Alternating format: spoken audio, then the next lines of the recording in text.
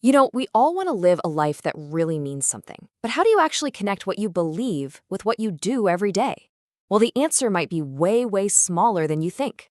Today, we're going to break down the brilliant ideas in James Clear's Atomic Habits. So, our story doesn't start with some abstract principle. It starts with a person, James Clear himself.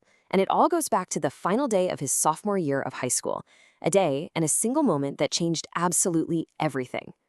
He was on the baseball field. A classmate took a full, powerful swing, and the bat just slipped right out of his hands. It went flying through the air and hit James square between the eyes. The impact was so fast, so sudden, that he has zero memory of it even happening. The damage was, well, it was devastating. It didn't just break his nose, it shattered it. His skull was fractured in multiple places, and the impact sent his brain literally slamming against the inside of his skull. Just horrific. And his body just started shutting down. He began having seizures, he stopped breathing altogether.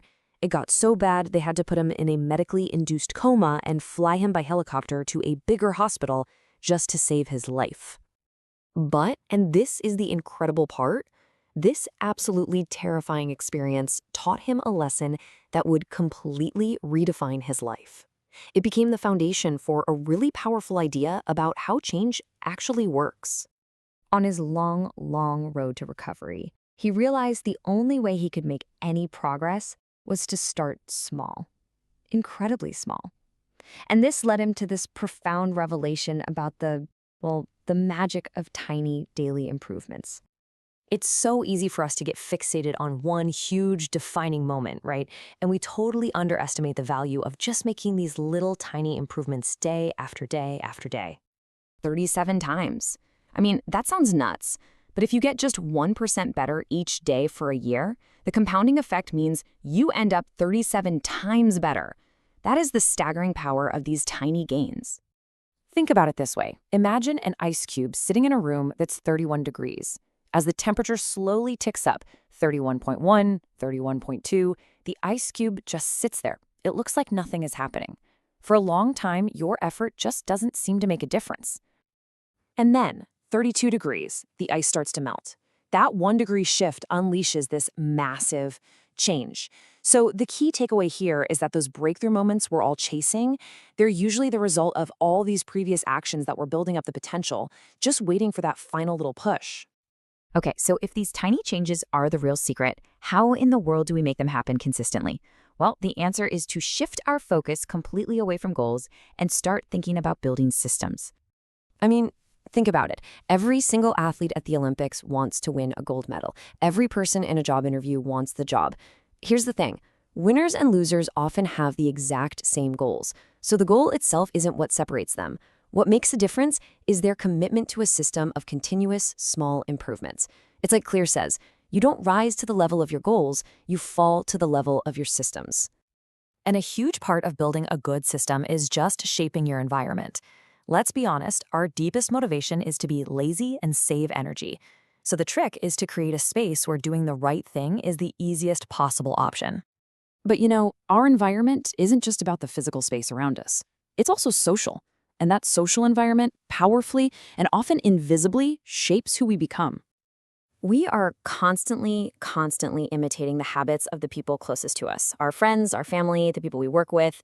We don't even realize we're doing it, but we start to adopt their little mannerisms, their accents, and even their health habits. This just shows how deeply we're wired to belong. In Solomon Ash's famous experiment, people would literally look at two lines, know which one was longer, but they'd give the wrong answer just to fit in with what the rest of the group was saying. It proves a really powerful point. We would rather be wrong with the crowd than right all by ourselves. But this force, this need to conform, can be used for incredible good. Take Laszlo Polgar.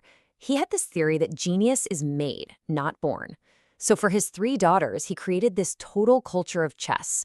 Their house was filled with chess books, they played constantly, their whole world was chess. And what happened? All 3 of them became chess prodigies. All right, so you've got your 1% system, you've shaped your physical space and your social circle. But how do you keep going? When that initial burst of excitement wears off. The key here is what's called the Goldilocks rule. We hit peak motivation when a task isn't too easy and it's not too hard. It's just right. But even the perfect task gets boring sometimes. And that's the difference. Amateurs let life get in the way. Professionals stick to the schedule even on the days they don't feel like it. And for those days when your motivation just completely fails you, and it will, you can pull out a really powerful strategy to lock in your future behavior. It's called a commitment device. The famous writer Victor Hugo used one of these to finish his masterpiece. He was facing this impossible deadline, so he had his assistant lock away all of his clothes, leaving him with just this big, heavy shawl. He literally had nothing to wear outside, so he was forced to stay in and write. He made his bad habit, procrastinating, way harder than his good one.